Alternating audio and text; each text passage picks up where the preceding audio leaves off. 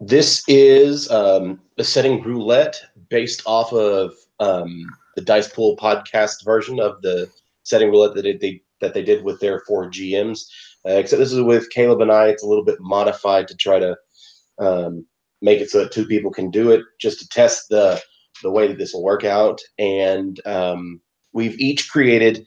We are trying to create just a setting. We started off with each of us writing down six different themes or setting ideas, and we're each going to, and we've each numbered them. We're going to pick a number, and that will become one that we use um, when building this setting. And we'll each pick three.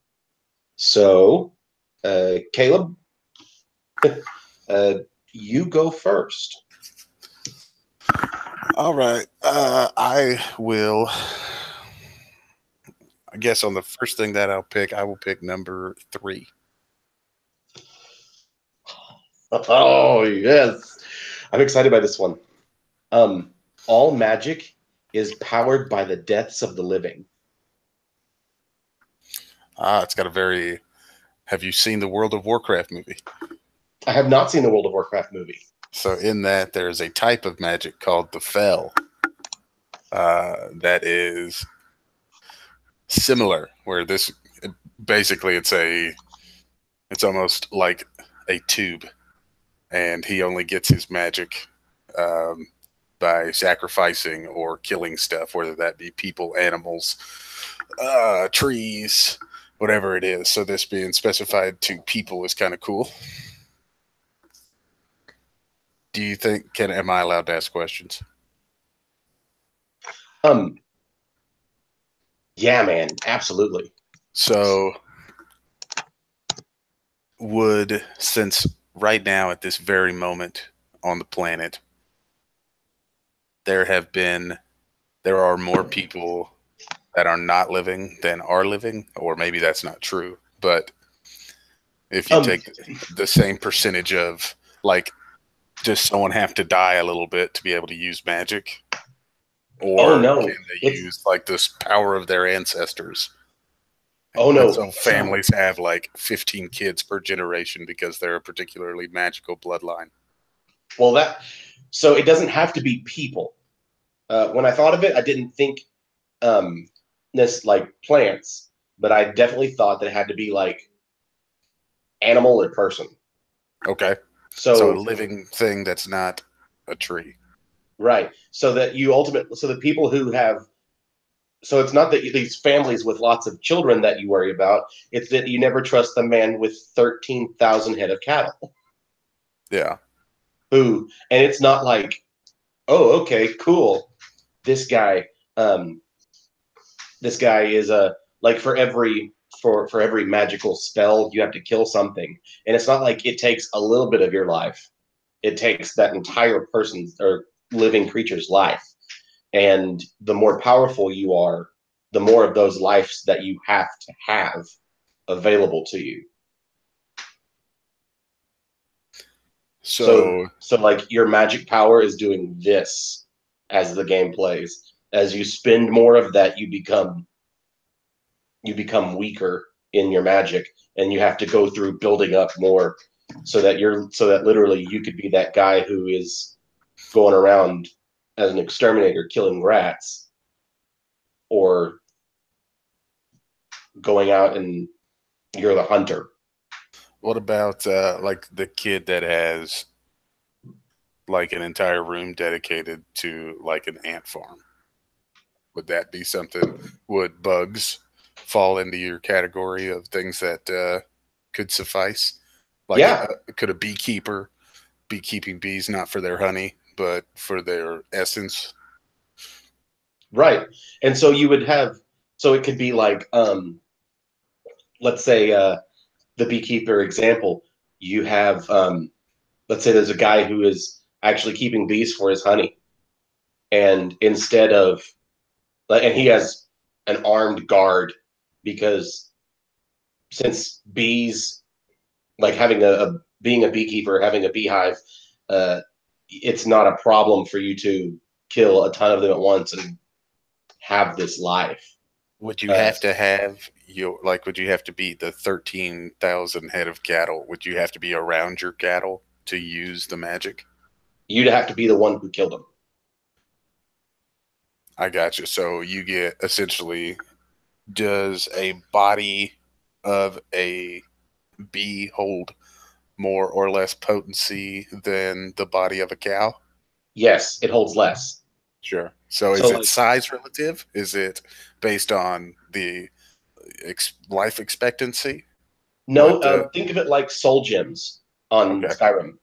So if you kill a particularly uh, cruel, what about if somebody is a slave keeper who has killed a lot of slaves, has a lot of innate magic built into them that they have built up, and then you kill that person? Do you Um, get more because that person has a lot more in reserve? Do you get more because that guy is a particularly powerful entity?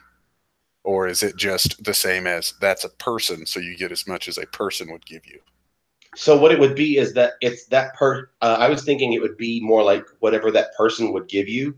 So then that person who has all of that magic has an extrinsic value that's enormous because let's say I'm not a wizard, but I need one. He can come here and charge me a crap ton of money because he is so powerful. I gotcha. But so then if you kill that guy, is all of that just like lost to the universe? Yes. Cool. I But think again, that's how I was thinking of it. That doesn't necessarily have to be what we decide to do with that. sure. Especially when we start getting more of these out there together, they may play off each other to create it in a better way. Sure. I kind of like I like both ideas of it being, this, I don't know, somebody being a mysterious figure. I don't know, like, it's a bad example, but someone like Batman, who you don't know who Batman is, but you know that that's a high value target. So the only time that you see them is when they want you to see them, and because otherwise people are pursuing them, Right. I like because that. they would like their power. But I also like the idea that, hey, we took care of this super powerful wizard, and luckily, any danger that he could have done is we don't have to worry about that anymore. Right. Well, maybe there's an inverse effect, and there's like something like that causes like a life bloom, like mom used to say, how, and maybe this is a true fact, I don't know, but when there are more boys in the world, there tends to be more wars. And so it's sort of a natural balancing act Yeah. of when there are a lot of dead things in the world. It basically, you have to kind of cap one of these things off so that it can restore that natural balance of whatever. Okay. I'm going to go with number 5 for you. So I put on here hackers, slicers. Is what I put on there. Oh, so it's definitely going into a more magic versus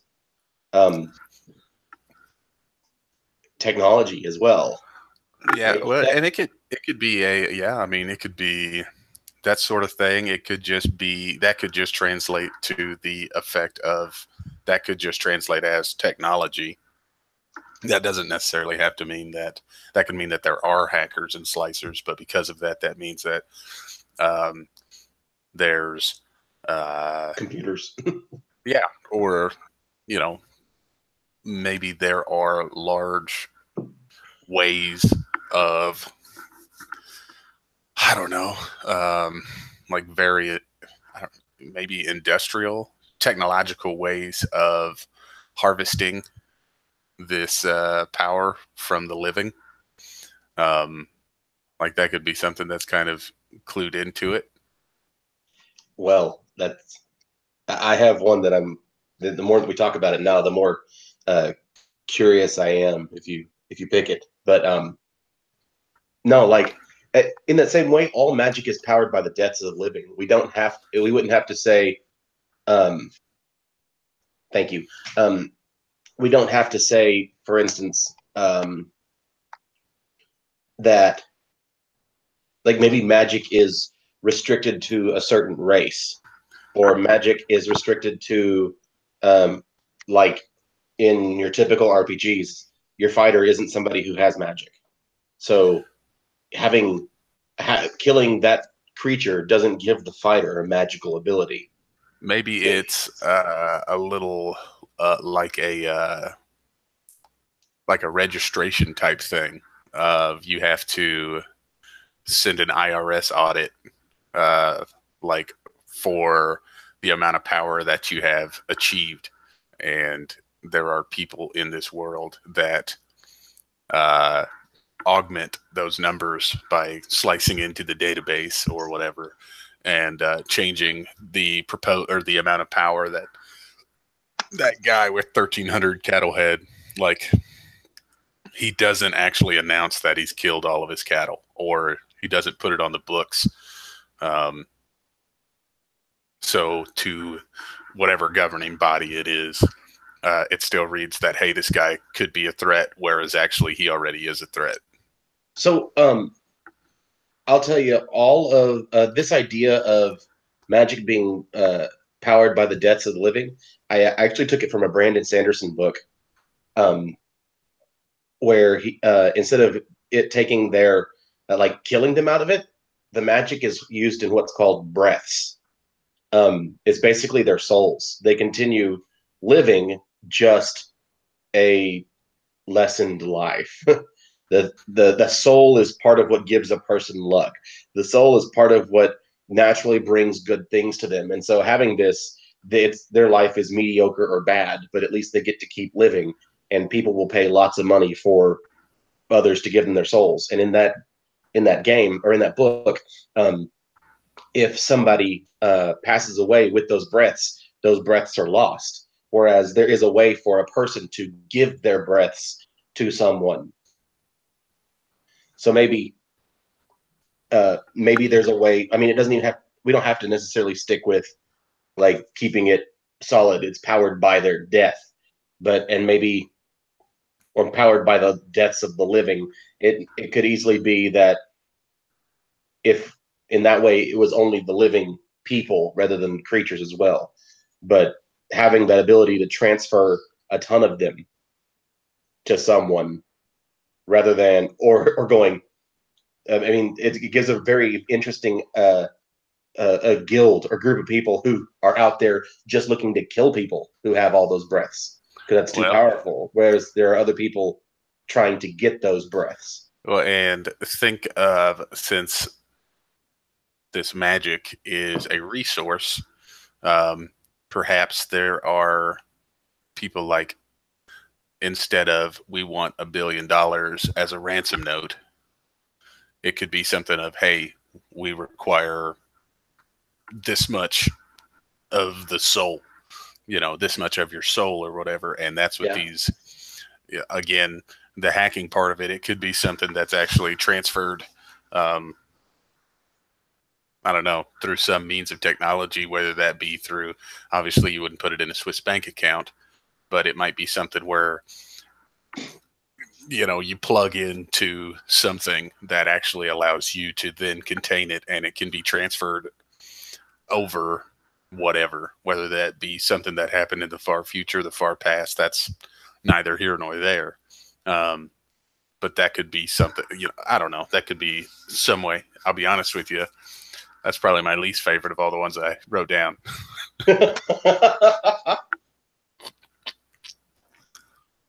Well, then you pick one. One of mine. Number 1. This is the one I was with the way things were going. This is what I hoped you would pick. So I totally stole this from a Netflix show. People's consciousness are stored and transferred from stacks at the base of their neck. So in that same way that a person's physical body could die, their consciousness can easily be transferred to another body. Sure. So slicers and like, hackers. What is it, 13, 14? No, it's What, 14, 15? It's something like that. no, No, from the Dice Pool podcast. You were talking about that earlier. There's a character who kind of goes into different bodies, and his name is like 14, 15 or something like that. Oh, I haven't gotten to that then. Yeah. That's one of them. That must be I think it's the second season, maybe. Maybe it's the first season. I don't remember. But I've only watched the first session of the first season. Okay. So I need to watch the second one. Oh, you know what? I'm thinking of a game called Friends at the Table. Never mind. Okay. So you picked J1. People's consciousnesses, and we can just say a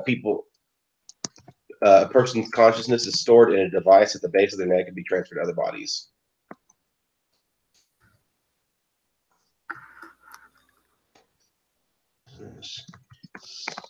Stored in a device at the base. I can't spell today. Base of the neck that can be transferred to other bodies.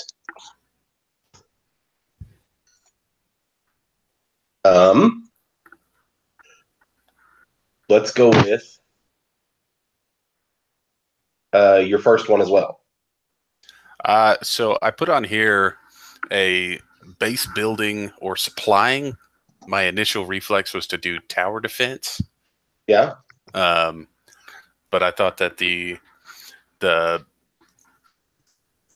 I don't know, so in my head, what I saw was a ravine, and on either side of the ravine were two bases. And these one were good guys X versus bad guys Y. And it was like a sort of a constant race where there was a surplus in resources every time that some event happened, and teams from both sides would rush to the site to try and gather as many of these as you could, with the drawback being no matter what you do pick up, there are some things that you're not going to get. And so this other side has that, and that could culminate in a big fight. That could, maybe it's good guys X versus good guys Y, and they're kind of at a competitive place or something like that. Oh. So I guess with that thought, so again, looking at this from the angle of this isn't necessarily what we're playing, but this exists within the world. Sure.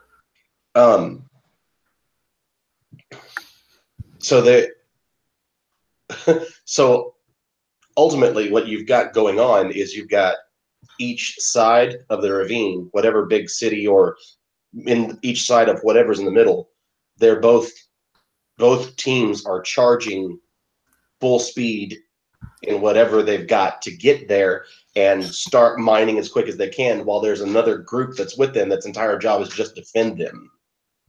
Sure. And, like I say, there could be a level of professionalism between the two where it's like, these are the two resources that we decided are most important. And then the other team has, these are the two that are most important for us, and one of those overlap.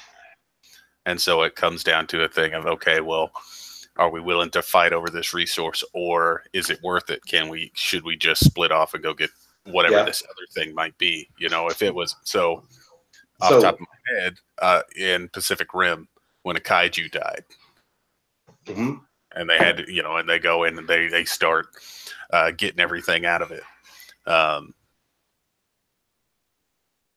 In those situations, it would be like, instead of just a single team going and getting that, what would be the most important thing? What would make you the most money if that's what you're after? What would be the best for, a military idea if that's really what you're after? That sort of thing. Would you go after the plating, or would you go after one of the glands? Would you go after the bones? You know, what would be the thing that to your group might be the most important things? Because at the end of the day, whatever you're going after, if you're going for the military side of stuff, they may have gone after all of the money making parts, and so now they're just, you know, they're paying us with all of their money to go do their dirty work, Mm-hmm. you know, that sort of thing. And there's not really anything we can do about it, because with all of our militaristic advancements, they've actually paid for enough defenses on their side that it really isn't in our best interest to go do anything about it. But they can't. All they can do is, that's why they come to us to go do offensive things, because they aren't really in a position to, they don't have cool guns. You know, they're still shooting rifles, whereas we have laser cannons. But if you've got enough people with rifles versus a few laser cannons, they're still going to beat them. Yeah, I mean, there's a lot of different ways you can go. I've always liked the idea in whether it was the D&D games that we played or anything, or any video game I play. I love the actions have consequences, and consequences tends to have a negative connotation. Yeah. But I don't think that's always necessarily the case. It's just the things that you do affect the things that happen. And you know, if in session 1 you plant a tree, by session 12, it's possible that enough time's gone by that tree could be 5 feet tall. And right. Then in session 30, or another time in this setting, it might be years down the road, that tree might be something that's actually stood for a long time and become something more important. You know, that sort of stuff, which, you know, I've always really liked that. So that's what I guess that's kind of the feel of what I think would be neat in by adding the base supplying or base building or supplying type rigs. Cool. I really like that idea, and I'd like to explore it more.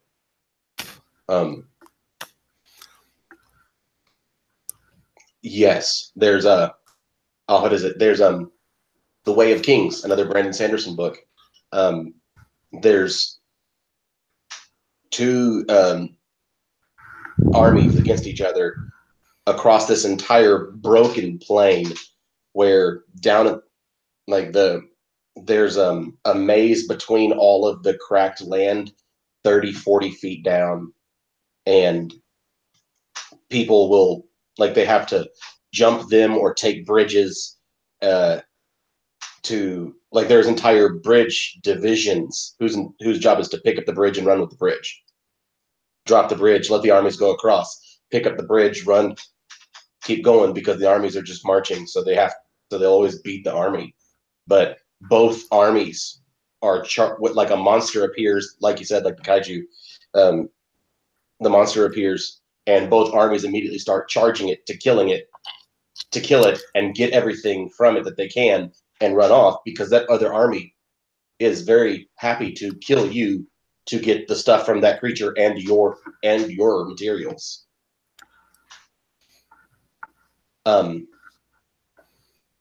Cool. It's my turn to pick, isn't it? Nope, you just picked. Your turn. All right, so I've gone. Let's do number 4. All right. You picked a floating college that studies all powered beings, trying to create. Floating college to study powered beings.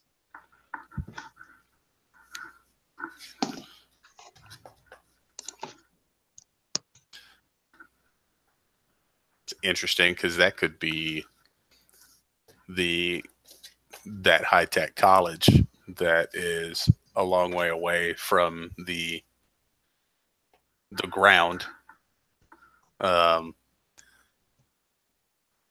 essentially keeping them at arm's length away from whatever magic might be down on the ground, and they're the hackers and slicers and stuff like that are trying to break magic down into ones and zeros. I like that a lot. So your ones and zeros, your technology, your computer people, your science people are trying to recreate the magic, or just study it for the sake of knowing what it does, and they're just super aggressive about it.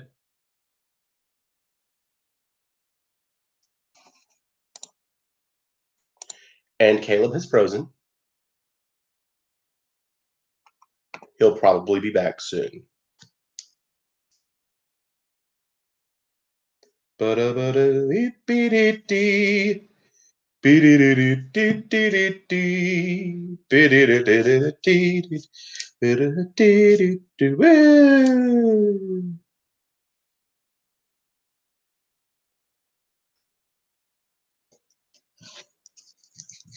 Caleb just said his comp froze, so he will be back soon.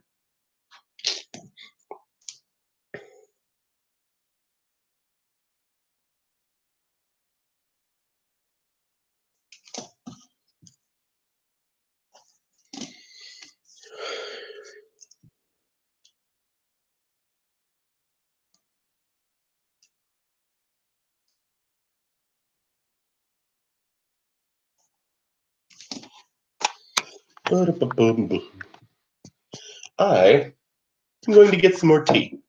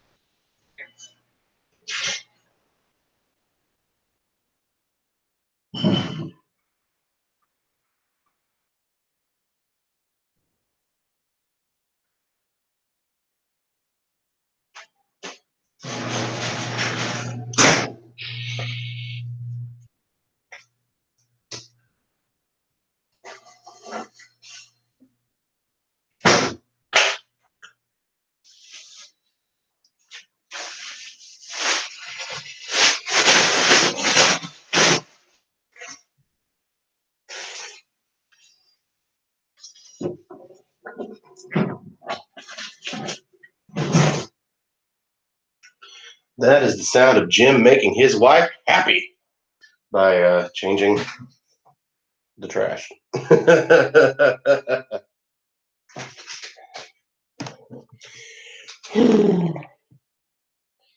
There's no turning back.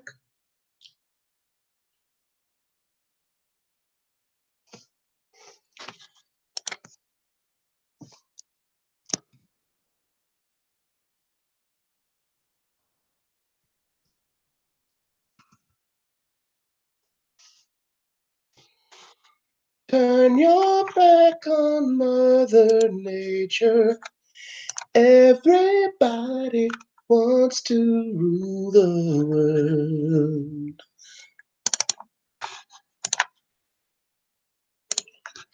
So I'm going to take all of this, I'm going to put it into a Google Doc.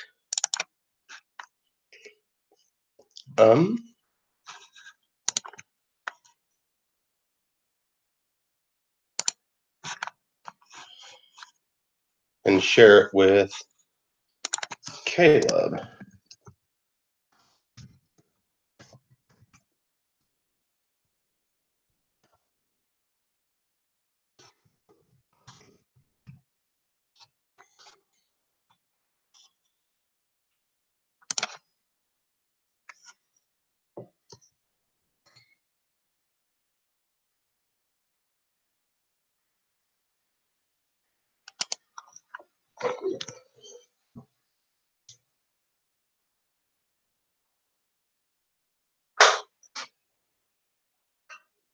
And that's the sound of me making tea.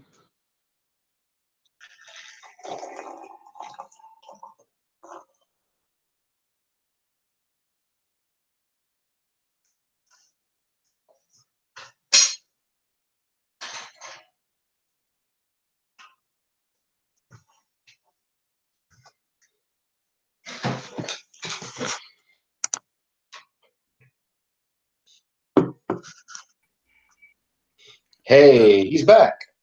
Hooray. I'm steeping some tea.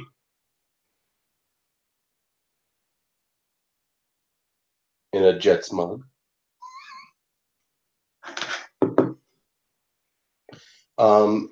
Caleb, I am going to put this stuff into a document for us so that instead of continuing just to use the side, the chat, we can have something to put this in.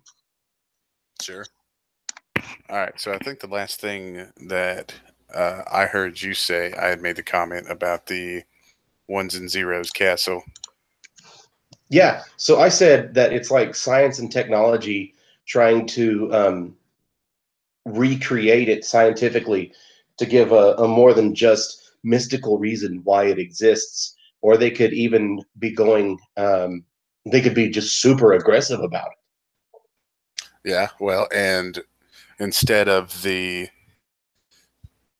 two bases on opposite sides of the ravine, this could be the opposing force, good or bad. And also, I think the trying to quantify the soul to see where the magic is actually coming from could be like a uh, idealistic kind of place that where they butt heads. Of one says, "Oh, it's the soul," and another one says, "Well, it's not the soul. It's we haven't figured it out yet, but it's not the soul." I like it. Let me share this with you real quick. Get a shareable link. And look at edit. What's wrong with that?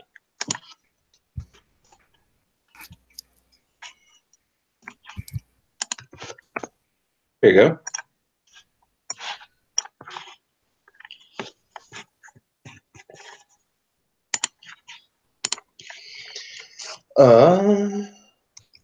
Base building or supplying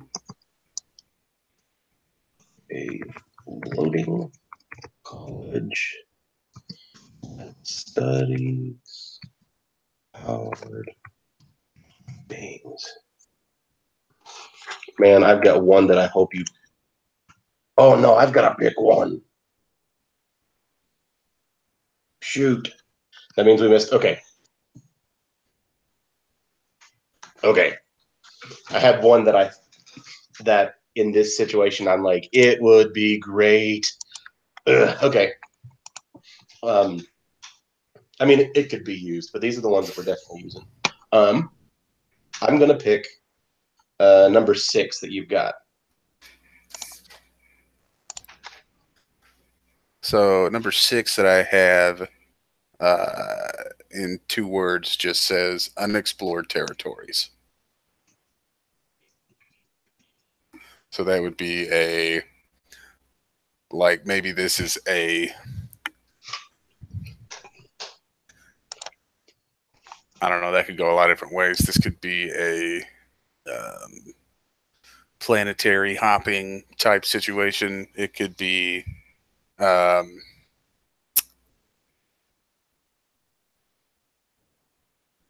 don't know, a single planet that has a lot of different sub worlds. Like maybe there is this, I don't know, plateau or space in the clouds that essentially you can walk through, but underneath the clouds, whatever it is, and I don't know, but just unexplored territories is basically what I was going through. Like it's not always you guys need to go to this town to do this thing, or hey, um,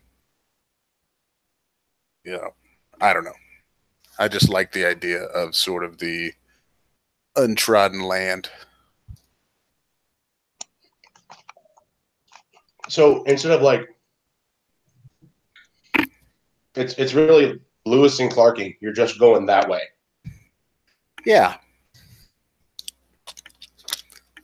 And maybe people live there, or maybe they don't. Maybe the whole point is that nobody lives on that side. Sure. Well, and I would think if we're in a society with the level of technology that has a floating ship or a floating college, then it is likely that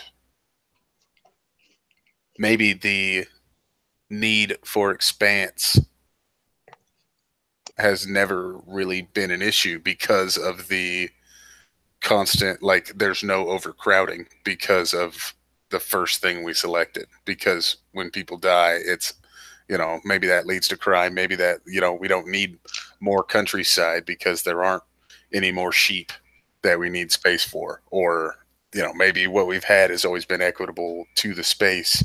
And we know that that these places exist out here, but we're just on the brink. Or maybe the technical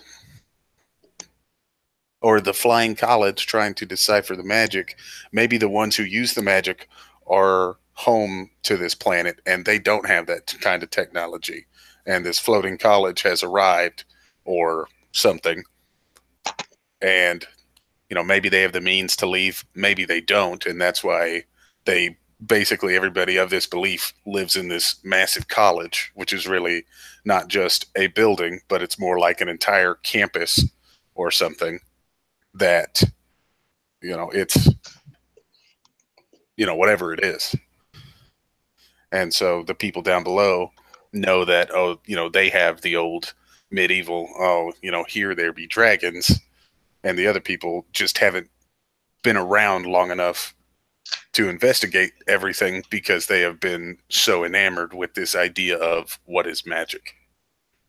And that has taken precedence over exploration. Kind of like what's called the porcelain problem. Have you heard of this? No. It's actually really cool.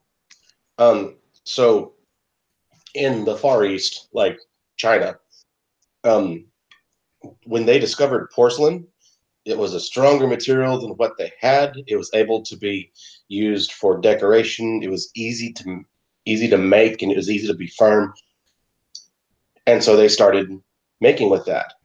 When they started trading with people from the West who had glass, they said no thanks because they had already found this and they focused on this and they didn't continue to develop this or develop beyond porcelain.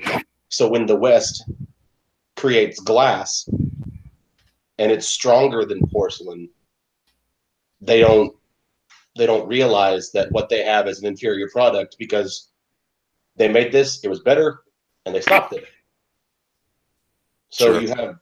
you could have the whole group of people on the land who are enamored by magic, and because they found magic, they have they're so enamored by it that the people or the group or race or whoever it is that comes from this floating college or even what's turning into be more like a city, I guess, um, they're trying to figure out, even like we keep saying, even the bad guys have like can be in the moral right.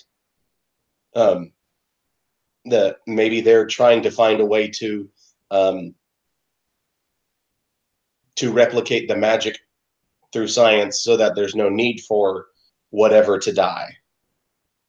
Sure. Yeah. And like you're saying, neither of them are necessarily wrong, but because they have opposing views, that just creates some sort of conflict.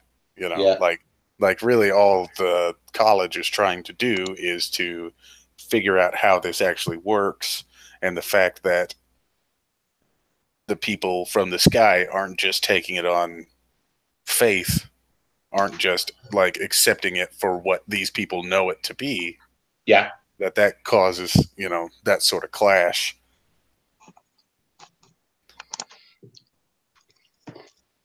I I like what we've got here. I like it a lot. Um, do you want to go through what we didn't choose Sure. before we move on? And maybe we hear something that we really like that we can go back and pull from.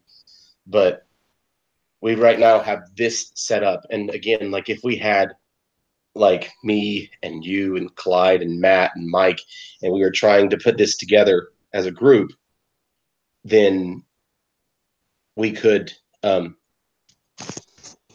we would have fewer ideas and we'd all pick one, Sure. and then we would be just go from there so that something of what everybody has come up with gets added. Um, do you want to start with yours? Like what I didn't pick? Yeah. So one of them was um, basically there was the taming of wild beasts that were then used as um, Pokemon. vehicles. So what I Oh, had here, yeah. So what I had here was creature riders, dragon riding. In my head, I was thinking like aerial fights and stuff like that on the back of, a giant griffin or yeah, a big bat or an eagle or something like that they were riding around on, or whatever. Or maybe the hell they put some sort of engine on a wolf and taught the engine or the wolf how to navigate, train it to, just like you would train a horse. yeah. So I had creature riders slash dragon riding. Another one I wrote down was weather warfare. Okay. So this would be less of a single uh, antagonist and more of or maybe it is, maybe there are multiple versions of it. I don't know, but like the forces of nature are in some ways either bestowed to individuals, perhaps easier to harness. Um, so or even specialization. So like at the end of the day, if you are and I know this is kind of tropey, but if you are a fire wizard, you are strictly fire related stuff. You can't also chain lightning. You can't also summon a hailstorm. Right. When you do a prestidigitation, it has to be about fire. Right. Everything that you have is sort of within that realm. Or it could have just been, um, you know, as a science institute, we have to find a way to stop, these tornadoes. It seems like the world is trying to expunge the people who live on it or the things that live on it. And Yeah. so the way it does that is it increases its rotation, which starts more tornadoes or hurricanes, or it literally tears itself apart with earthquakes and stuff. So what you have to do are find ways to, your immediate, relief or something like that, trying to combat this weather warfare. Um, and the last one I wrote down was planetary survival, Okay. in quotations, total recall. Kind of one of these things where, and it's pretty similar to weather warfare, but I saw it more as a, um, in this, in the total recall example, there is a business that is keeping it from the air being available to all of the Martians, right? Yeah. And so, and maybe that's, those could be the links in the chain of, okay, this first arc or whatever series of episodes is about you guys getting air on this planet. Once there's air, now you guys are trying to put water on it. Now the next thing you're trying to do is terraform. The next thing you're trying, and make it, and there could be a lot of different reasons why. Maybe it's the planet you're from is running out of time or whatever. But yeah, so those are the other ones I wrote down. Cool. I had huge cities that are separated by hundreds of miles of desert. So that in that idea of you have I guess almost taking it from what is it, the anime with Titans. Attack on Titan? Yes. No, not Attack on Titan. That's well, instead of having like Attack on Titan. Perfect. Instead of having three different rings of it, it's just these enormous cities that people have, like, it all starts off in your idea in the desert of your villages or your families would find a well and live there, and then people would realize there's a well there and come move and live there, and it's gotten to a point where that's just happened on a massive scale. I have no idea why that. Okay. Anyway, it just happens on a massive scale, so that you've got this city with a wall, and the wall is protecting you from whatever's out there, and the deserts are super dangerous. But the nearest city, like the cities are so separated that there is minimal talk.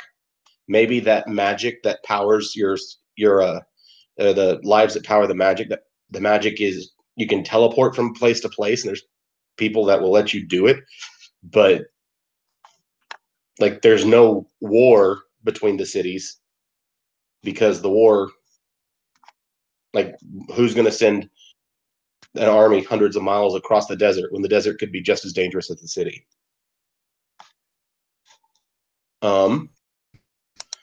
The second one was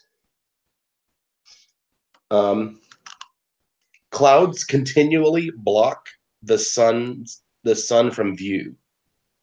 I really like that. Not necessarily eternal darkness, but it never is a situation better than dim light unless you have artificial light. It's kind of like the surface in the Matrix. Yeah. Let me type that one in real quick. Clowns.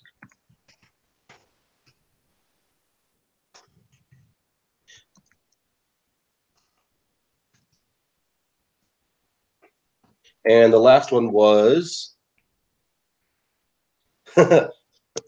flying vehicles of all kinds, including cars.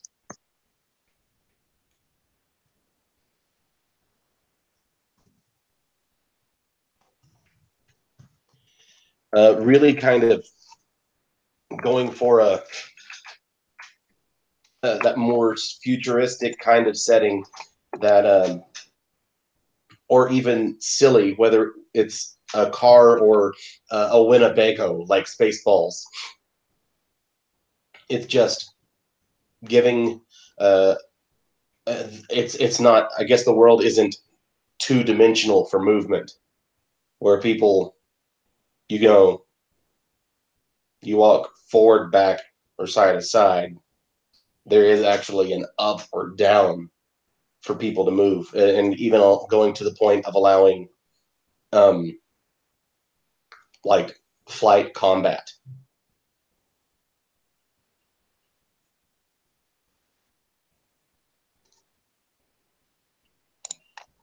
So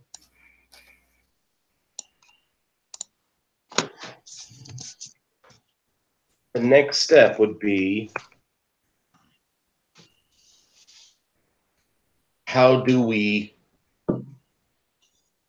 how can we make these, um, setting setting qualities, I guess, that we've come up with, how can we bring them out, and like what can we do with them, like how can we flesh them out a bit more so it becomes something that when we use them it makes a lot more sense, like we were talking about how we kind of moved on through it, that maybe magic is something that uh, is only found in the bloodlines of the uh, original people who inhabited this place, and maybe instead, and like I don't know. Do you want to start, or would you like me to? Well, so, and I'm just going to kind of make a leap here if we're tying it back to Genesis. The what it could be is just like a sentient AI, like robots that are the things that live in the flying city. Um, and that could go back to the consciousness is stored in a device that can transfer to other bodies, so that it's not necessarily a big hive mind by any means. Like there are still individuals, personalities, and It's not so so what you're saying is like really aim the consciousness part to sticking towards robots. no, I don't think it necessarily has to be that way, because things can happen, and um, like say that one of the peaceful trades that has occurred between the people in the college and the people on the ground, because they want to know. Obviously, they would have seen magic. They would have gone down and been like, "What are you doing?" And so there would have had to have been some sort of interaction at some point. And um, and maybe these are specific robots, like they're all of a specific type of make, build, alloy, something like that. So it's not to say that the people on the planet don't necessarily have robots, because you wouldn't want to make there be an immediate, you know, situation in the party if somebody went with a robot and somebody else went with a magic user. Um, but it could be that that technology of the ability to transfer consciousness is actually something that was traded for the capability or the knowledge of magic.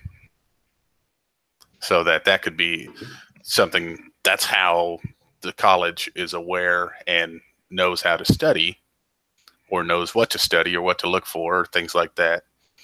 And that's the same way that the people on the ground would still be able to move that consciousness back and forth, which I think would probably be a pretty big deal, right? Because that idea could be,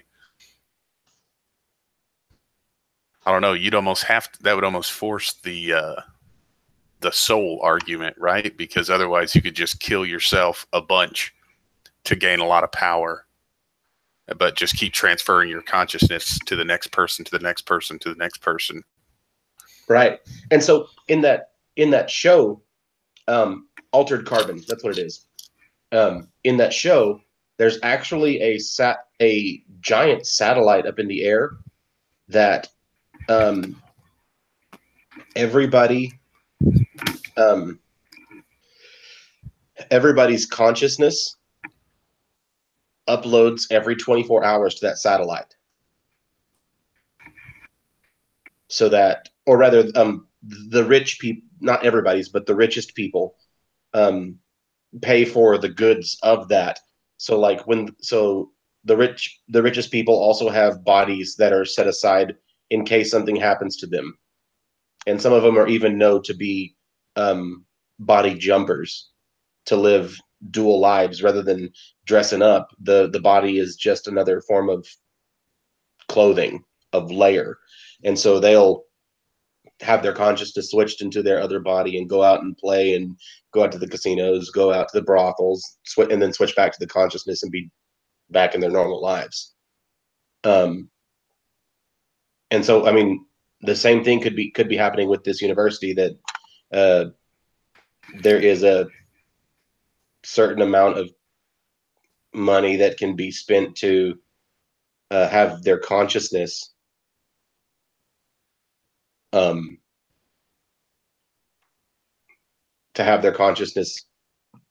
uploaded, so that there's not ever a problem, so that their lives are all done the same way.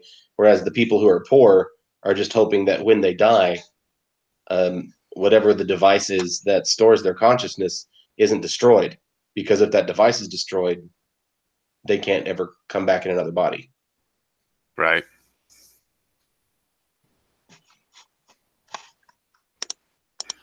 So I feel like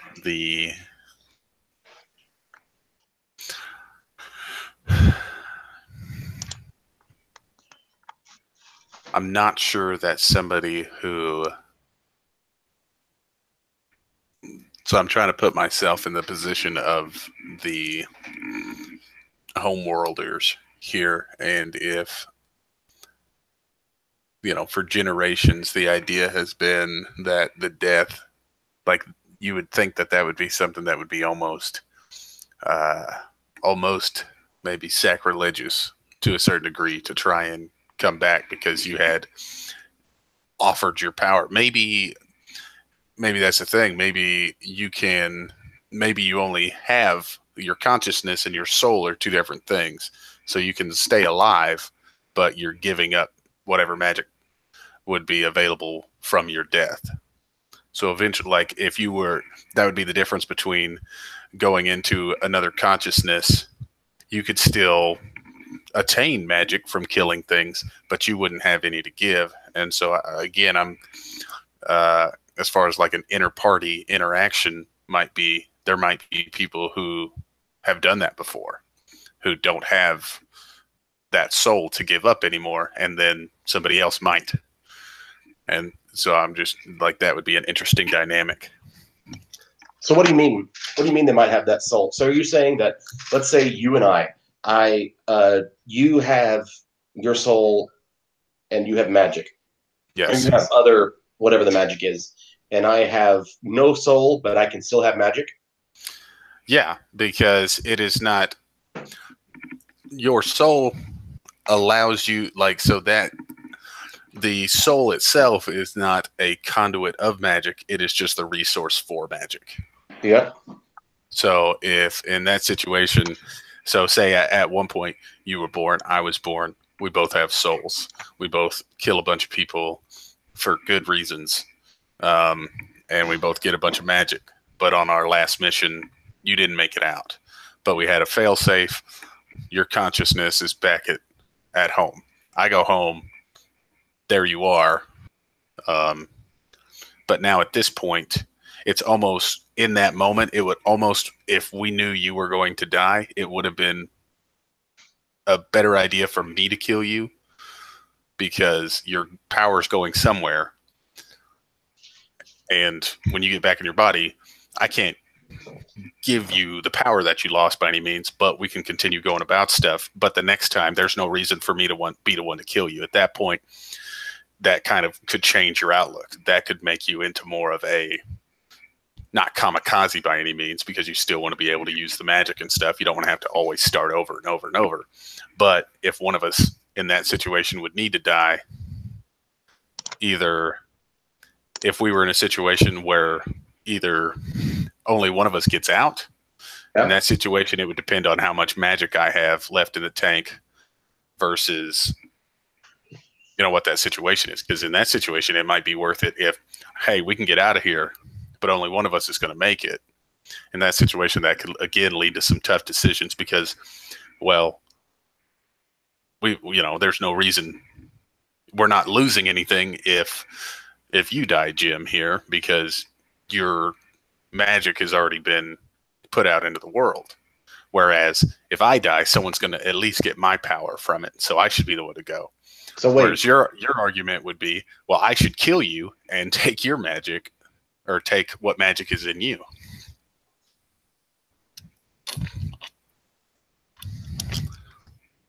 I think that would have to be a very planned setup. If well, not, sure. I see very easily PCs thinking about how to kill each other. Well, so I think that would probably be something that you'd have to, I don't know. Part of the contract, no PC killing? Yeah, I mean, that would have to be something that would need to be set up between the two players in that situation. Because what would be at that situation, so say there's the 5 of us to the party and I kill everybody. Next session, we're all going to roll new characters. They're not going to roll with me. There's no reason for them to do that. You know, like at that point, I have taken the game and put it in my pocket versus trying to explore out the rest of the other ways that options can tie into each other. But should a player have that kind of ability? So if a player can't have that kind of ability, then I don't think that anybody should have that kind of ability. It's like magic in D&D, you know? Like, you don't have special spells for... Oh, no. I mean, like, should the player have that ability to take the game and put it in their pocket? No, and that's what I'm saying, because the next time that everybody rolls a character, basically that game, if that happened in session 1, there wouldn't be a session 2. Right. So that's what I'm saying. Like, I think that should the capability be there? Not. I think the option should be there, but I don't think that it's something that a responsible person at the table would do. Whereas if you take that option off the table, then none of the bad guys can do that. Okay. And so thinking from setting up, drama or danger in a scenario, knowing that, a brother and sister tandem, we've ran into these guys before, but we killed her. She must be in a new body. Okay, cool. Like, that could be something that's very easily set up by you because you're controlling both NPCs. Yeah. And I don't know. And maybe that's not the route to go with it, but so if then that is the case, then I would say that the consciousness thing, shifting to and from should probably stick strictly to the robots, who do not seem to have any magic prowess. Okay. And so maybe that's the trade-off. Hey, you can get in another robot body, but you still can't do magic, or you can do magic with the possibility of dying and not coming back. Okay. And so maybe the soul is in fact the conduit. Without a soul, you can't do magic. Not to say that robots can't have souls, but So when I was thinking um, the magic is powered by deaths of the living, I was also thinking of Full Metal Alchemist. sure. Sorry, So, anybody who is interested in watching Full Metal Alchemist. Spoiler alert. so then in that situation, so yeah, that's any. So any living thing, then you're saying like we said, the beekeeper. Yeah, at that point, then it would be that the soul is the magic. Okay, so then does that raise any sort of issues of like, is that going to create any sort of weird quandaries of saying, well, this horse doesn't have a soul? Well, then let's do this. What if then? Maybe it is life essence. What if we turned it like this then? And I know that we're really like on magic right now. What if it is the fact that you have to have a soul to be able to do magic, so that or to be able to have access to magic. So what that ends up meaning is, um, uh, so robots won't get it. Period. I mean, that's just how it'll be. Um, but the stock body, like, so, but they have the transfer of consciousness, and we still have that peaceful traits between the knowledge of magic and the knowledge of transferring of the consciousness. So the robots don't necessarily have magic, but they have uh, access to items that can perform similar actions or perform similar abilities. Sure, maybe they've been able to reproduce it on a smaller scale. Right.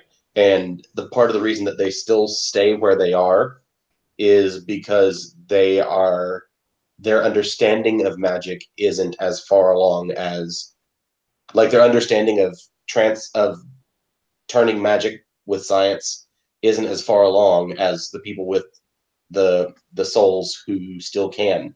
But to get that trade, they still had to give that transfer of knowledge.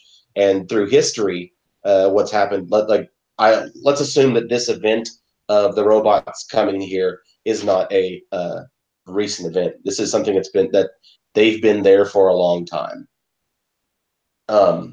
in that floating citadel or whatever. Um, People have the knowledge of the transfer of consciousness.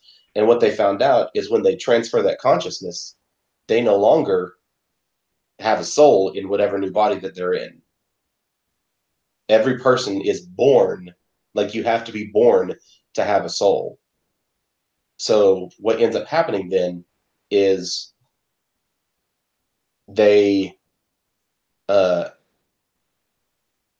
maybe have been given away, that the robots, knowing that they're not flesh and bone, they can't absorb a soul, only just knowledge, that they have still, with magic though, created something that has allowed a person to kill someone and take their soul,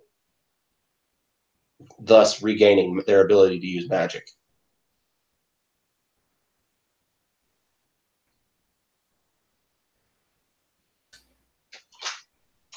Hmm. You don't think that that would also spark the same kind of thing of, okay, well, I don't have a soul anymore, and this guy doesn't do magic, so why don't I just kill him?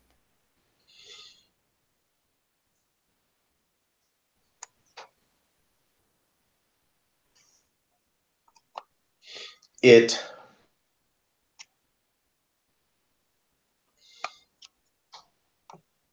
Well, hell, maybe there is in this society, perhaps since this is an event that happened a long time ago, maybe there is a special place where instead of, essentially kind of like hospice care, these people who know that they're going to die have that ability to gift their soul and say, here, this is how you can on do their magic. on their ID cards, it says, Soul donor. yeah, soul donor. Yeah, I mean, as silly as that sounds, they're soul donors. And since we're still hackers and slicers, there are people who are trying to go in and change, because again, this isn't a long time ago. This is further in the future from now, that your license is not necessarily a card. It's a chip or a button that you press, and it's a digital hologram. So you've got these people who are slicers and hackers who are willing to change yours or change somebody else's so that you can get a soul. Well, maybe there is some sort of limitation on how many times you can re-enter a body. And so after a certain, because otherwise, why would that person not just want to re-enter a body and go get their own soul back? So eventually there has to be some sort of end of life where these people who are going to die are, they've lived for 200 years and they've re-entered a body, oh, strike three, I'm done. I can't do it anymore. I'm on my last life, that sort of thing. I think,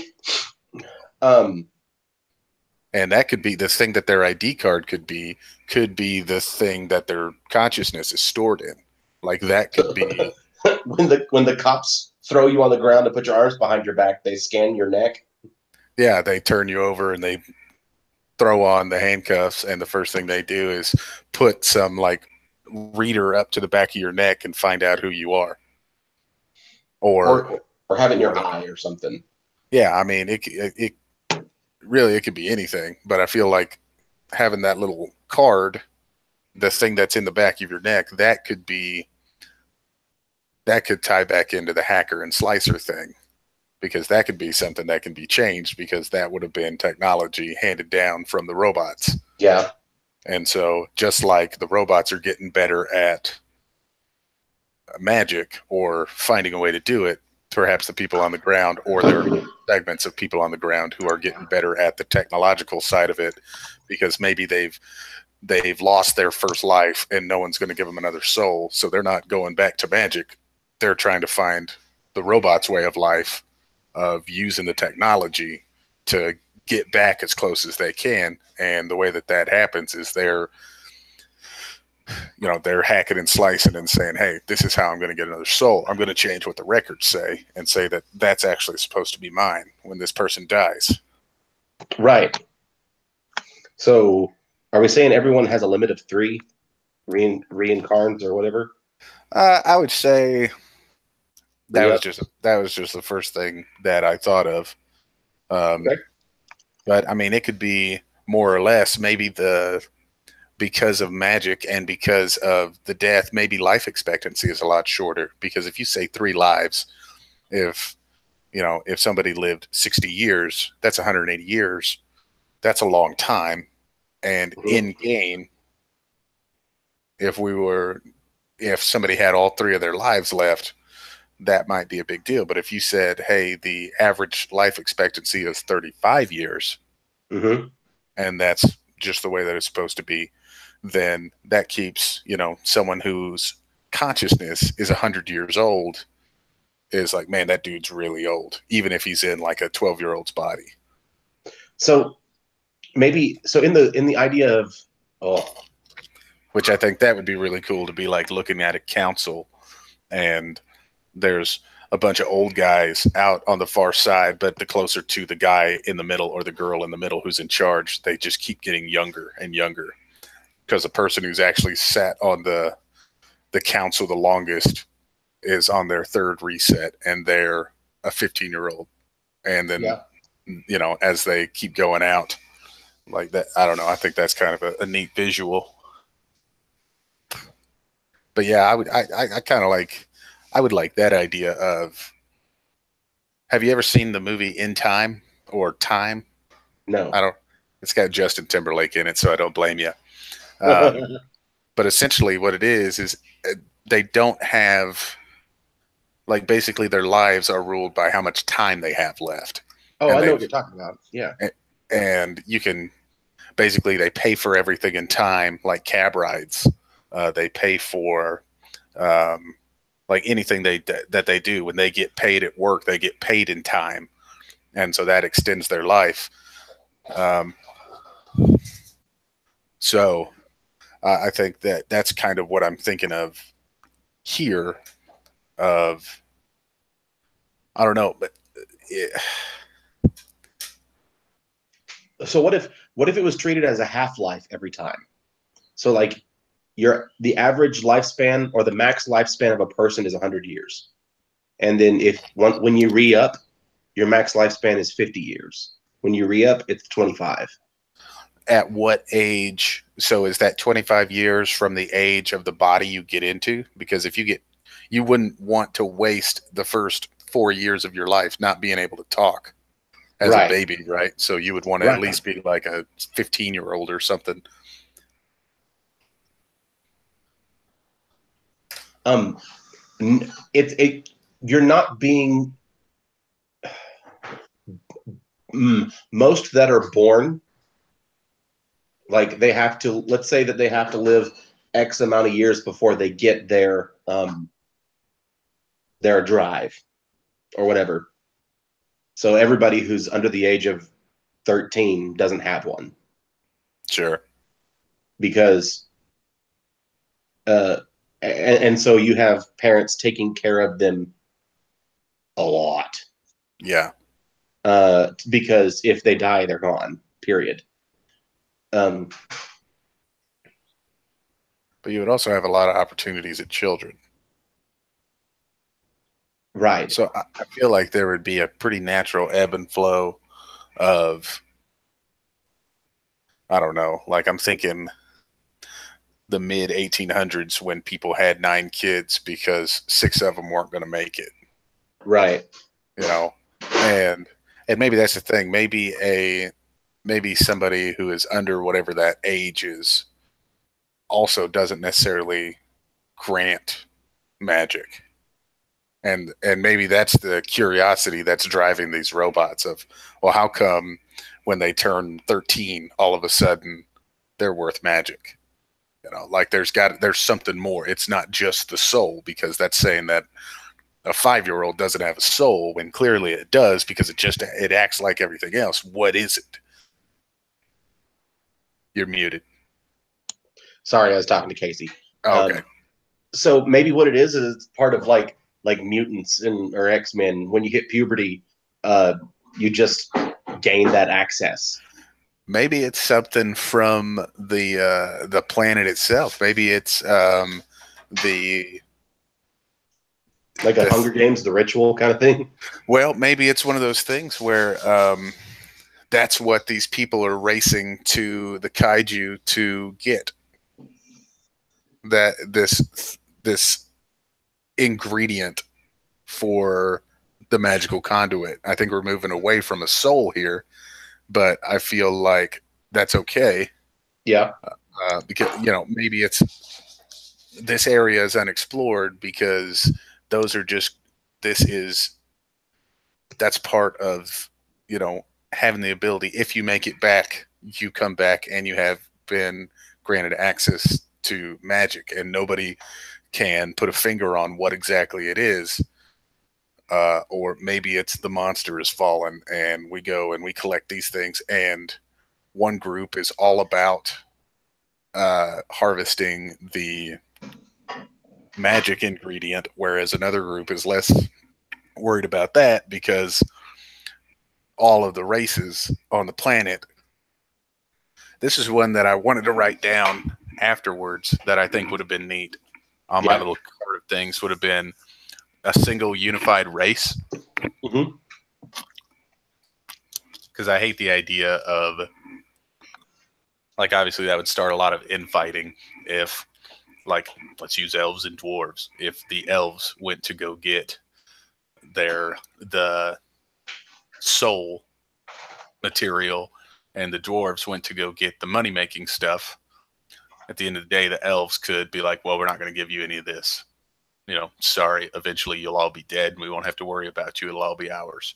And I don't like that idea because I feel like that puts too much power in the hands of one race, or that might create racial tensions in the game that players might latch onto more than is necessary.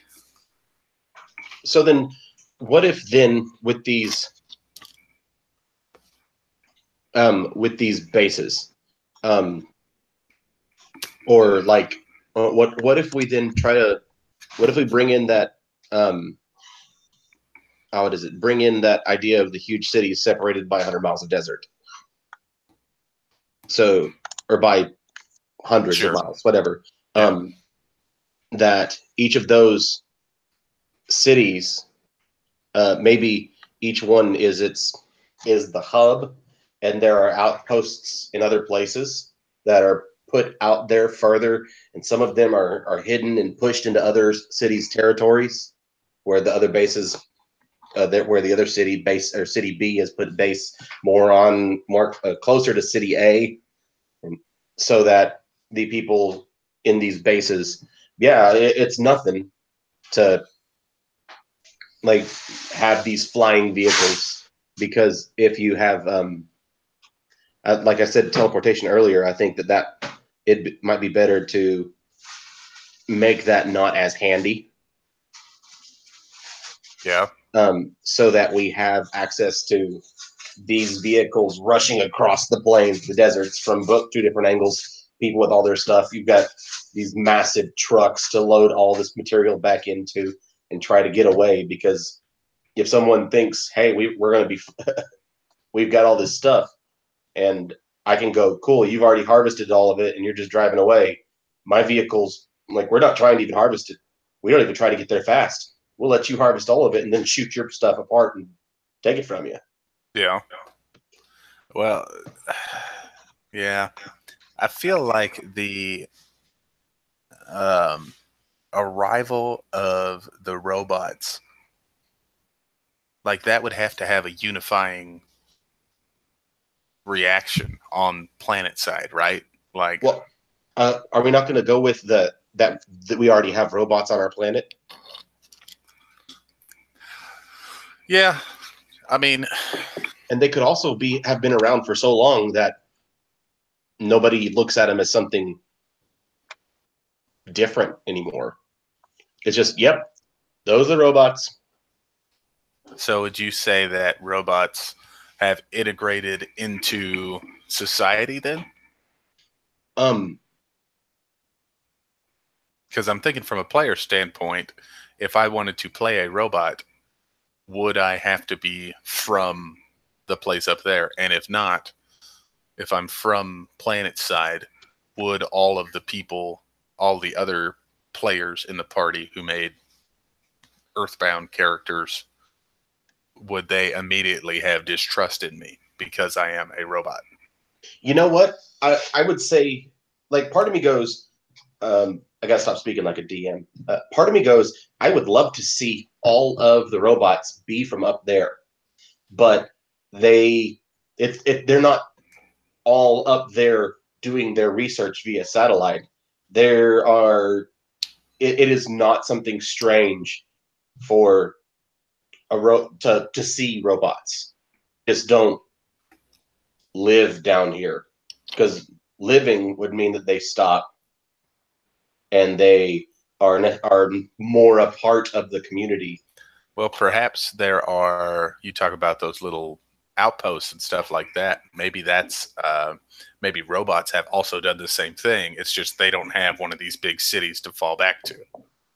Maybe they have just the small outposts that have encroached on other people's areas. Or maybe they say, yeah, we pretty much live out in the woods. We're not trying to start a fight, that sort of thing. But then there's also a robot vehicle that's driving to the to the place to try and get some of the same material because they're doing research, right? That would make sense. If you're doing research on a volcano, you don't do it from the desk behind you. You know, you don't do all of it anyway from behind a computer screen. Sometimes you go to that volcano. Yeah. So it makes sense for them to come down planet side.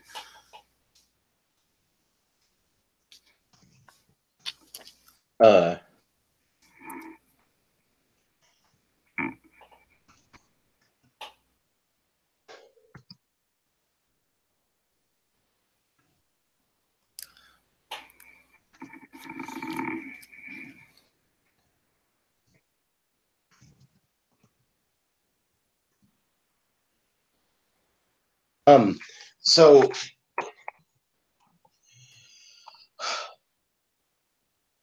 part of me says there's if the magic exists, and that gives in the magic balance between let's stick with your idea. Let's just say humans and robots. In the magic balance, humans are overpowered to robots in comparison. So then what does the robot have that overpowers them? Because obviously, like, this consciousness transferal is nothing to the robots. But this huge power of magic, it's still a lot to people. So what do the robots have that they go, this is a big deal to us, that these people either don't have or don't know about? Maybe it is some way that they are better at dealing with whatever the kaiju that show up, or they have better technology that's able to go out into these untapped territories, and you know, because that would give them,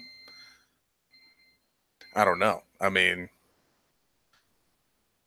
the only thing that I can think of, it would have to be their technology would be the thing that would be better, and their tech.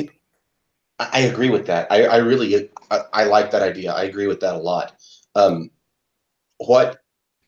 What could so if the people have magic that the robots are trying to use technology to duplicate, what do the robots have technology for that the people would try to use magic to duplicate? That, like, just because there's magic doesn't mean that everybody understands all of magic. What unknown part of magic exists that lets this happen up here, like, or makes it more readily available? Like, we with the teleportation, maybe the robots, maybe people have figured out how to mimic the Star Trek, whatever, because that's technology, teleportation, where they've only found it big enough to go from one spot to this spot, and those spots can't move. Whereas the robots are like, I can call in and go, hey, I need a transfer out right now, and they go, all right, we'll get you out of there in 30 seconds. Yeah, well, and I'm trying to think of stuff that would just be a great technique, you know, because magic is a lot of stuff. You know, magic can be used to, like, going into Genesis, that augment spell. It can give you haste, right? Mm-hmm. Make you faster.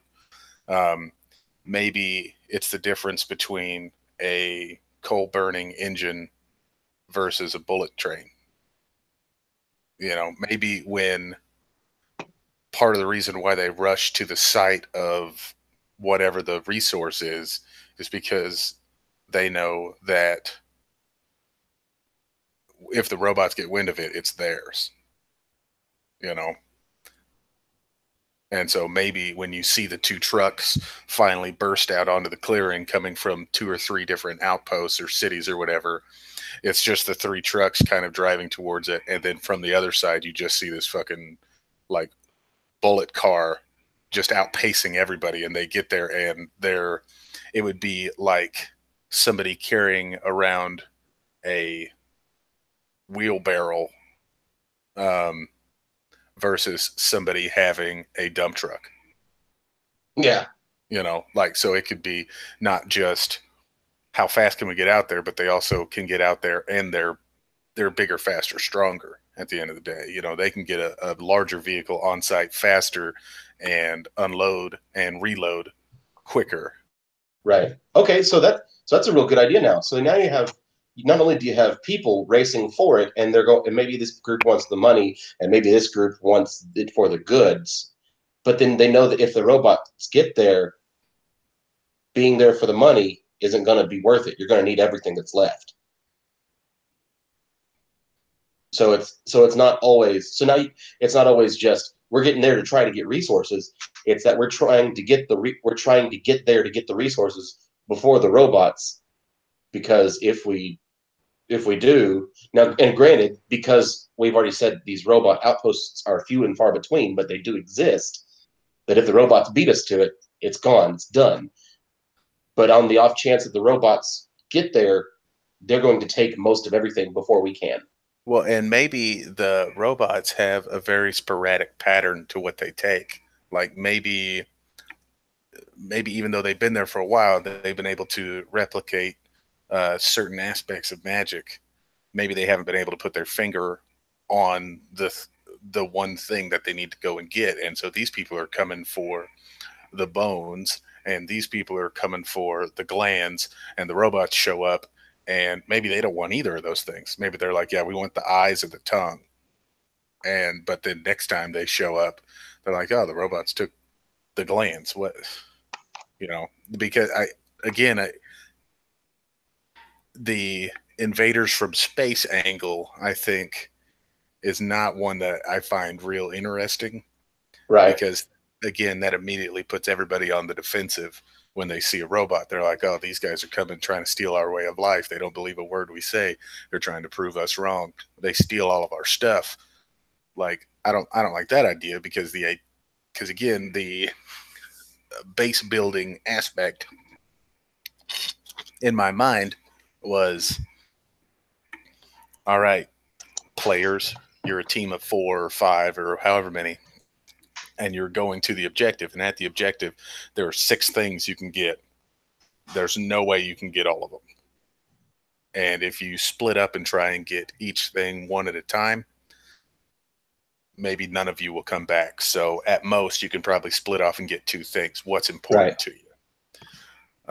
And so with that in mind, that would make it so that at the end of the day, you're sacrificing something, and maybe you don't know what it is, but maybe this resource, this, I don't know, this flower that was found out in the middle of one of these forests that was just discovered, it gave, it increased the potency of this guy's magic. So now everybody's rushing out to go get the flower.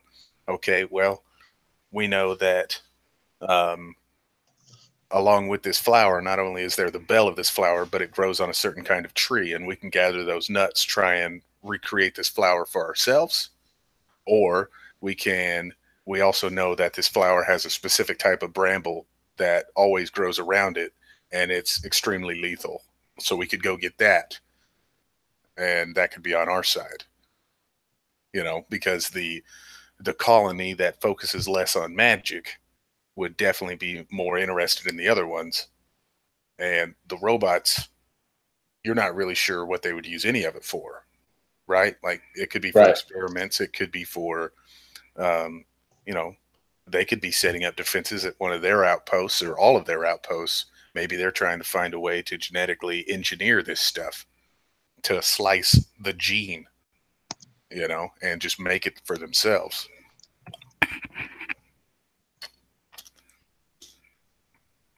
So having that sort of, all right, guys, we're going to put you on a mission. You guys are going to be, we're 3 days away from where we need to be.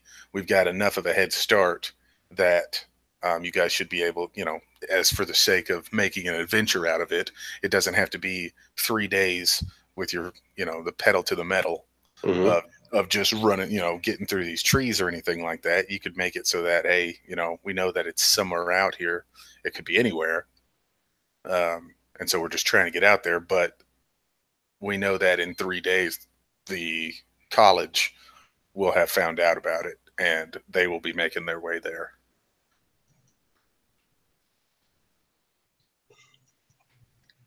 Okay. Um, what then? So, real quick, to kind of put some of this together,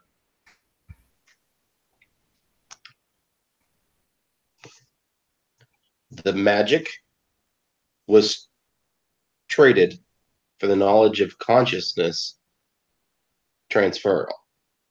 Hackers and slicers can get can be used to mess with whatever disks we're dealing with. The floating place is the robots, and we are doing, or there is the base building concept going out to those unexplored territories to get what is needed to power the magic, or get what is needed to turn on the magic. Sure, and maybe that's maybe that's just part of it too. Is that's the everybody like going out into these unexplored territories. Maybe that is simply maybe there are units that are sent out, like groups of individuals that are sent out to find these things. I Or feel like even, that. go ahead.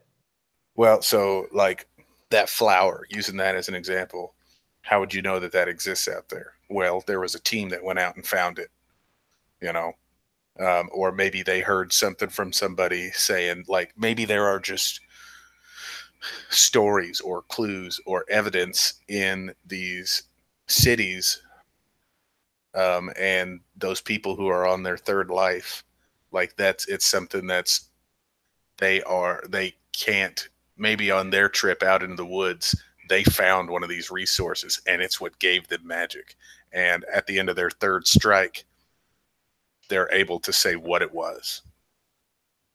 And so maybe it's the clarity of final death where the memory of this thing pops up and it's like, there was a flower out in the woods to the east. And so then all of a sudden, when somebody dies, it's a big ceremony, not just because somebody's passing, but because they're about to give a lot of information. And so people from all over show up because this magic user died.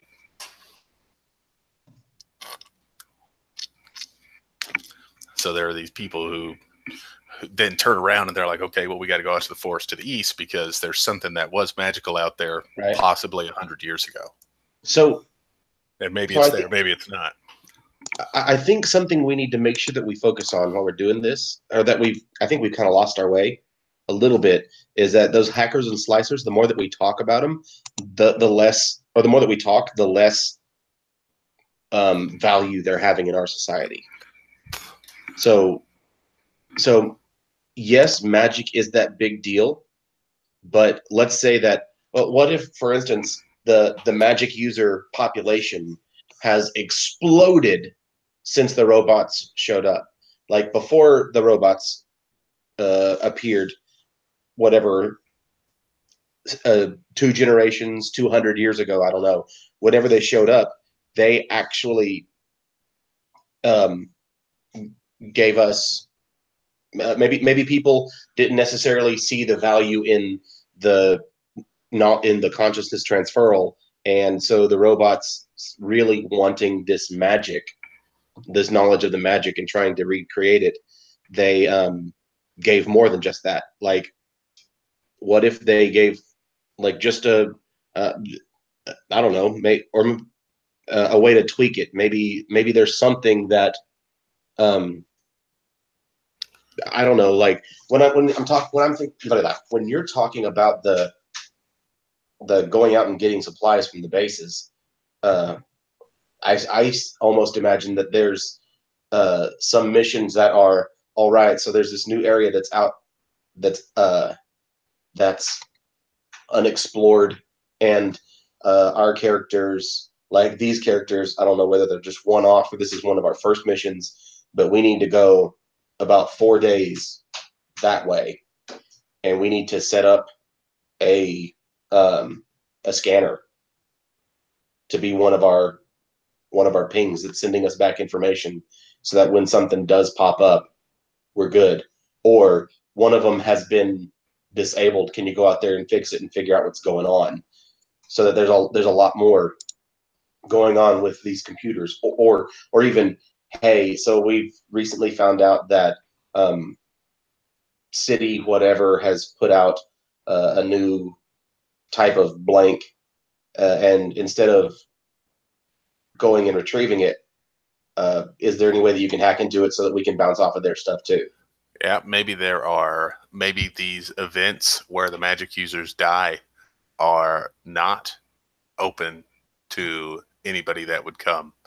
Maybe they are specific to the group, and these hackers are um, essentially spies who have found a way to hack into communications and find ways to figure out where town B is going to.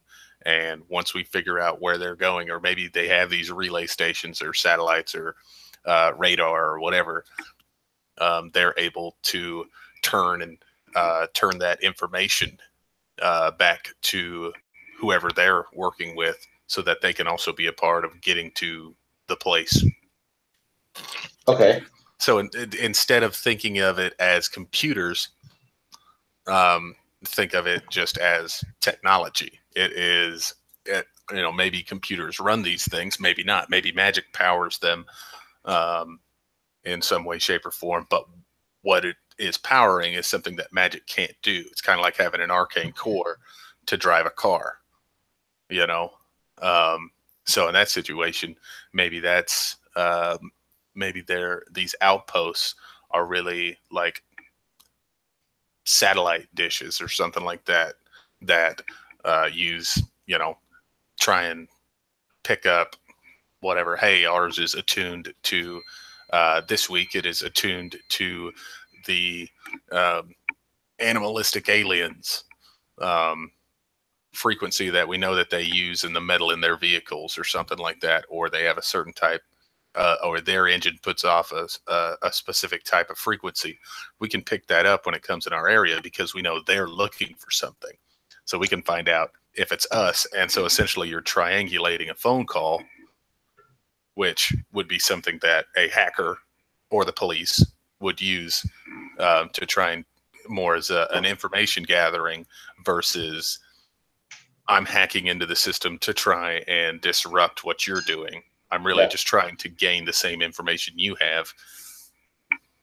So I guess kind of the way that I've been imagining the world and the robots is that the world is already kind of a science fiction setting, whereas the robots are more fantasy. That's the level of difference. Even though it's the people who have magic, magic is really the only thing that's fantastic about it. Magic and maybe the beasts. The everything else is running on a strict technology, whereas the robots are technology that the people only dream of. Like the difference in using guns with slugs versus guns with lasers. The robots, if like the robots would have access to this gun with lasers and no need for money, because whatever money you've got, you can trade with back up there because that's the stuff that you want. The robots, maybe that's what keeps the robots up here, and the difference is that the robots do have these handy weapons that are a lot better than our slug throwers. Yeah. So, yeah, I mean, that goes back to technology still being better. The difference between, I guess, on certain levels and certain other levels, that would be the difference between I can shoot fire out of my hands versus that guy has a flamethrower. I know eventually he'll run out of accelerant, and I will too, but I don't have to. Whereas I have a canister, my canister is me and what I've done with my life. Right. So I think so I'll be honest here. I feel like the hackers is a little out of place. Okay. So Now I like the idea of all the stuff that we've talked about so far, um, having a certain level of technology that's been transferred between the two, and maybe that's why maybe being able to detect these signals like the other group, the planet side people have satellites and stuff like that. yeah. So And maybe so like in the Genesis book or in the core rule book for Genesis, they have um, the hacking and slicing rules are optional, but they don't have to go hand in hand with computers because like just looking at computers right now with just using the skill, your character attempts to pick an electronic lock, access a building's computing systems, or disarm a high-tech security system. You can crack the encryption on secure files. You can hack into a database or computer system or defend against a hacking attempt. You can remotely pilot a small hand-launched drone to do more than just fly it around a park. And if it's big what enough, if go what ahead. if all the technology that the robots had handed down was still some way, shape, or form like at the end of the day, every robot still had the master code. They still had the skeleton key. And Yeah, they could, and maybe it started out years ago as, maybe there was a robotic uprising up on the college and it was eventually overthrown. But while the person who took power had more mischievous intent and he was actually going down and uh, like disabling the reincarnation chips, trying to siphon the soul out of these people.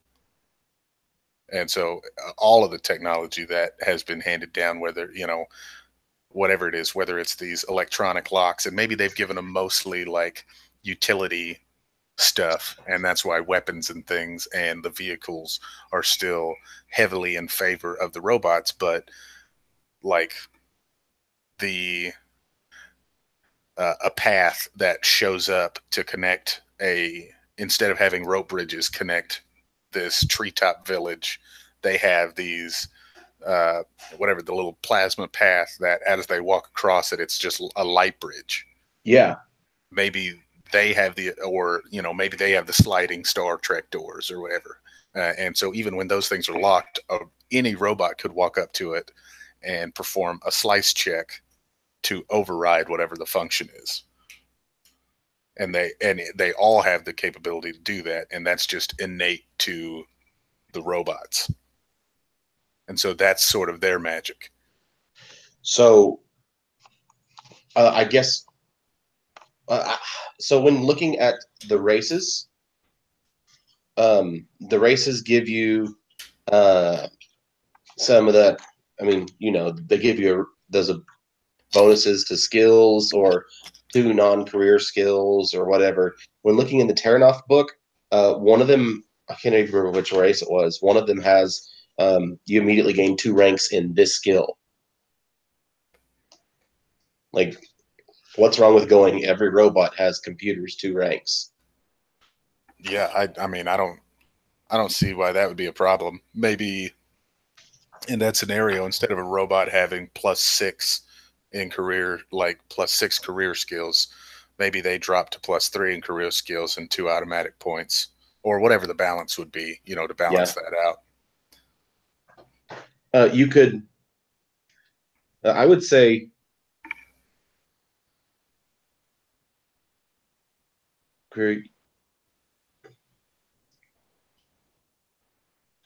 Or maybe you, instead of 175 starting XP, maybe it's 160, because Yeah, that would make up for those 2 skills. yeah, give them 160 or only make it 170. Yeah. Like make it 170 and only give them 1 rank, so that they're already going to be better at that. But here's your 6, and you can put it in this. and you can make yourself a lot better at this if you like. Yeah. So are we? I guess are we looking at a more modern-ish setting So I would time say, wise? so I think that the the robot side of stuff would be extremely like the Institute from Fallout 4, Yeah, which is, they are underground. They use teleportation, but that's basically just a facility that uses, uh, they're doing a lot of scientific uh, investigation stuff like that. Um, and I'm really just thinking the aesthetic of the Institute, not necessarily the drive, yeah, uh, because like they have the capability of. Or have you seen Black Panther?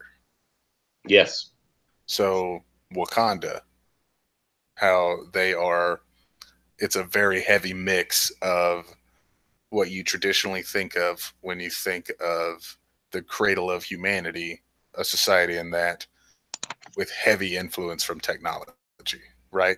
Like they still dress very traditionally, and the streets are still very traditional. However, they clearly have access to a lot of greater tech that yeah, they implement and use in a lot of different ways. And that's not necessarily, they're not using their great vibranium technology, or in this case, their great robotic technology to make the bus go faster. They could, but they're not worried about that. They're worried about making their wildlife grow larger so that they have a better defense or food source, or they're making it so that you can operate a plane and not actually have to be in it. yeah. You know, the remote control, so to speak. That I like. That's I think that mixture is kind of what I'm picturing for the planet side at this point, Okay, and maybe not as heavy tech available to them. okay. So like they have 1930s buildings and roads and stuff like that, but to go through the saloon doors, you don't hit the swinging saloon doors. It's, they just slide open. Oh, oh, so more like what we've seen in the older Batman movies. Yeah, yeah. Where it's what their vision of the future was. Yeah, where it was still, it's still very rooted in The whatever early their 1900s. Yeah. whatever their current time frame was when they arrived, because their technology is still moving as slowly as anything else, because they don't have the requirements, or maybe even the desire or capacity to figure out, okay, well, we were told that this is how you install these sliding doors. Cool. I know how to fix this sliding door. I don't know how to make a sliding drawbridge or a light bridge, or I don't know how to take this technology and then do the next thing with it. The So are robots you do, but we so don't. so maybe we've become a little dependent on them. We are happy to have what you've given us, and we're not. And since you've consistently given us something, we aren't necessarily trying to improve it. Sure. Yeah. And I think that's a good way to help rationalize the mindset of the people who are planet side, as these are not invading aliens, because they've come down here. They are essentially, if there were 5 giant cities in this area, they're the sixth city. They've become as much a part of this world as anything else. And so that's why I like the idea of them maybe not being able to get out. Like they don't have whatever it was that they had that allowed them the interstellar or interplanetary travel is not available to them for whatever reason. And that's okay, because they're not going anywhere, because they're robots and there'll always be more robots. Yeah, we could So just make another one. Yeah, exactly. You know, they've been swapping consciousness for forever. These people, these robots might be older than the planet itself, as far as anyone knows. And they don't even think about that as a robot because that is so trivial. Time is so trivial to a robot. So then,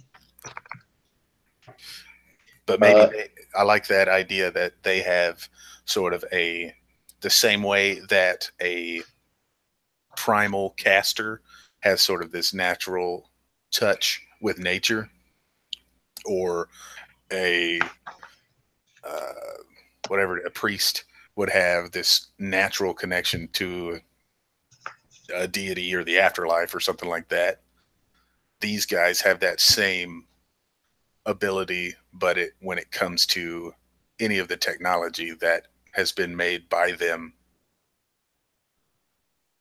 whether or not they were the ones who actually made it, or whether they are the worker bee of the colony, of the college, you know.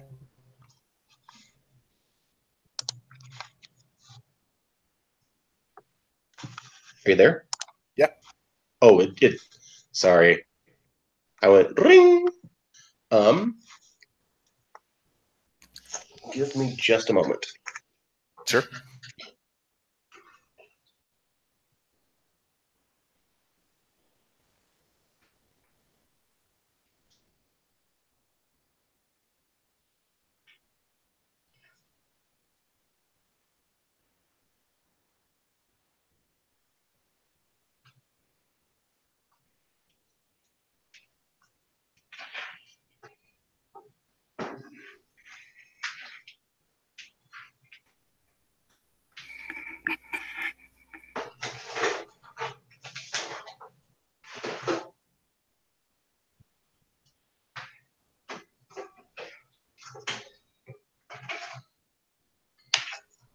All right. Maybe the another explanation as to why uh, the people haven't tried to improve upon the technology is maybe it's something that's slowly been given out over time. Like maybe there's maybe not an annual event or something like that, but maybe part of the original agreement was that these robots would imbue some sort of big technological knowledge or advancement every so often. And so it's kind of like the, I don't know, kind of like Steve Jobs showing up and saying, all right, we've got an announcement. Yeah. And people are like, oh shit, we got to go see what they're doing. And so at first they showed, like they said, all right, guys, here's the sliding doors. And they're like, oh my God, this is cool. I've never seen anything like it.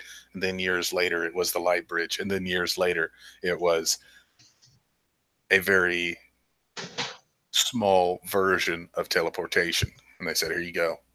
We've got, this is a version of what we do.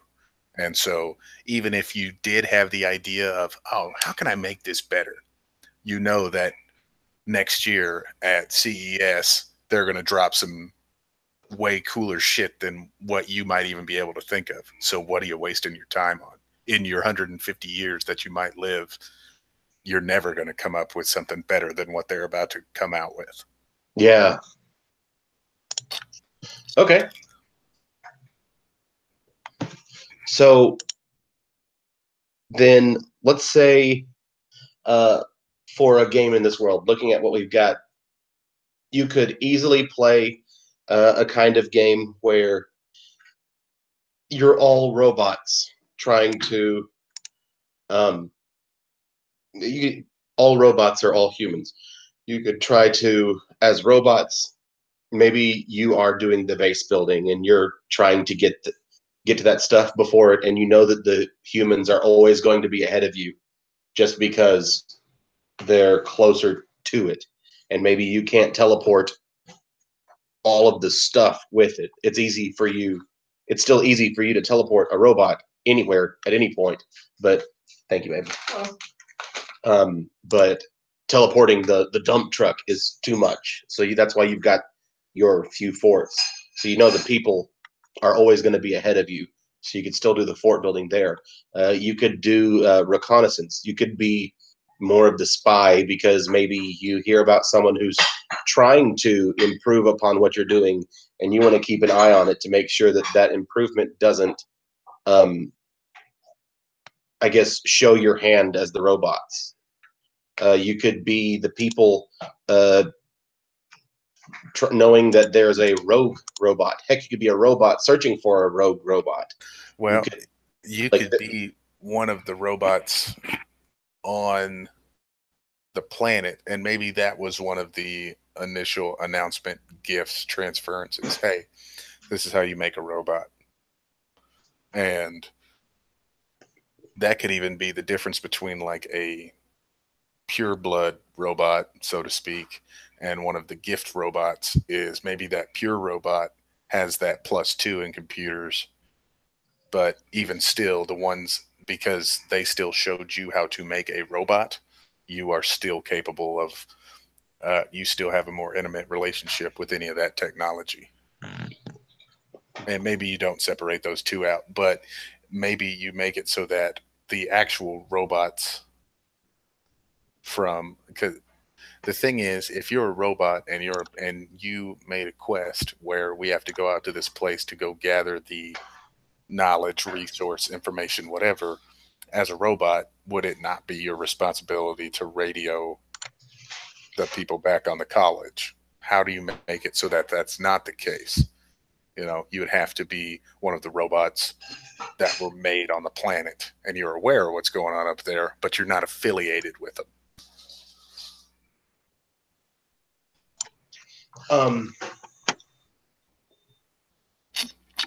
I think it's more along the lines of,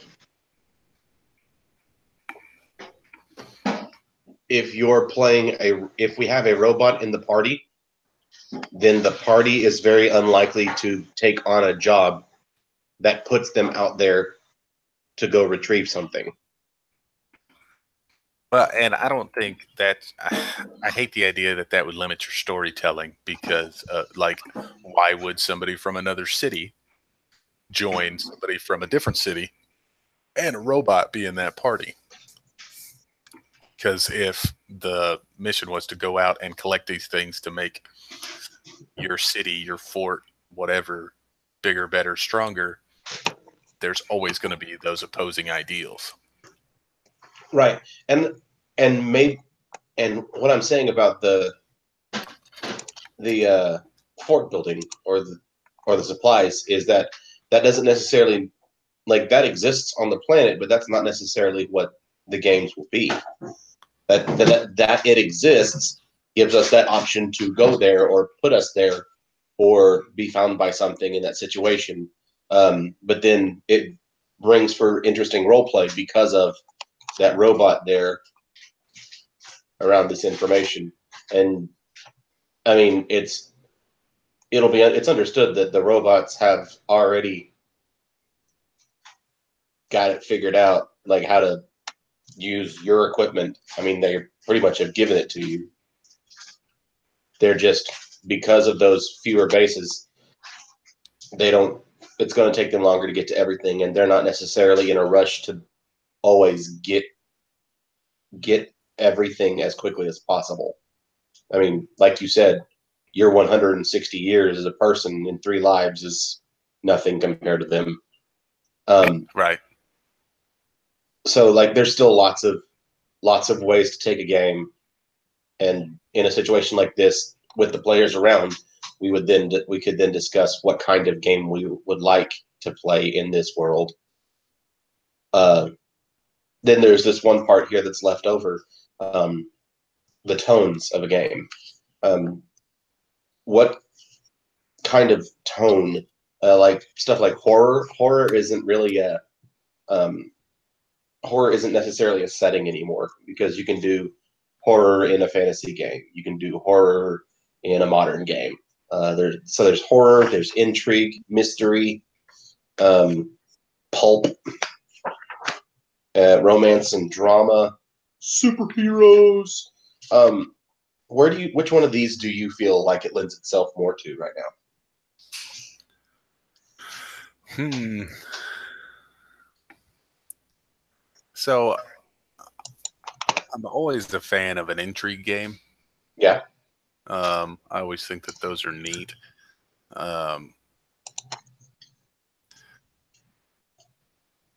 If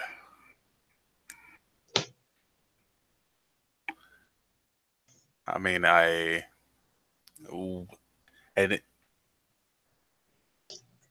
because we're giving all of the people on the planet 3 lives, technically life or time is also less of an issue to them as it would be for you or me. Right. So it's not like these events where you have to rush out into the unknown are occurring every month or anything like that. Because maybe when the old magic guy dies, he just dies. Maybe he doesn't have a big secret, or maybe we've already found his secret. So maybe that's another thing. Like they're all waiting there, and it's, and then he says, "Oh, it was the flower that I found, and you guys had gotten that 10 years ago," and you're like, "Oh, let me get her out of the bag," anticlimactic type situation. So I like the idea of, I don't know, anything that could be like the governmental overthrow, that kind of stuff is always entertaining and interesting. Whether it be talking intrigue, if that is because still you got to think that there's still going to be just as much going on in the city. That guy is still, ripping off kids because he's doing whatever. He's selling, bunk goods to them or whatever it is. Yeah. So, whether that's a crime drama or any of that stuff. I mean, exploration would even not be a bad idea. I think like maybe that could be something where everyone's like, hey, as a town, it's come up for vote a lot. And for the first time in, 600 years, it's finally passed. We're going to create a group that is an exploration group. You guys are going to go out, and we're not going to send you to the other side of the planet yet. But, yeah, that's going to be your thing, is going out and finding this stuff. Cool. All right. Well, good deal then, man. Yeah, it's a good first shot at that. We could try again another time if you want. Man, I think that'd be cool. And I think that also could be something that if you wanted to do it with the guys, that could be something of, hey,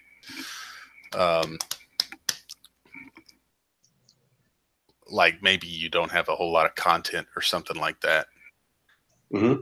You could split the recording up and say, hey, for the first hour and a half, we're going to do this. And then for the next 2 hours after that, we'll play or something like that. Okay. Cool. Well, for whatever game we do next, I would like for everybody to session 0 together so that we all build our characters together as if we were put together for this purpose, rather than having a bunch of different heroes. Like, if you were picked by a leader to be a part of something, there would not be a lot of overlap unless you're all in the military so you can all shoot guns. Aside from that, you're going to have someone who's going to be your group platoon leader. You're going to have someone who's going to be your comms guy, or that's your computer and your mechanic.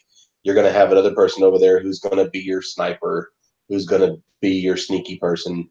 You're going to have your other guy who's going to be over there who's really good at disarming people and all the special stuff, who may not be real good at guns. You're going to have a good hand-to-hand guy. Like, you have all been picked for a specific reason, not just here's a hodgepodge group. Yeah. Cool. Well, I will be interested. We're playing on Monday. Yeah, we're playing on Monday. Word. Cool. Well, I'll see you then, brother. All right, man. Take her easy. All right.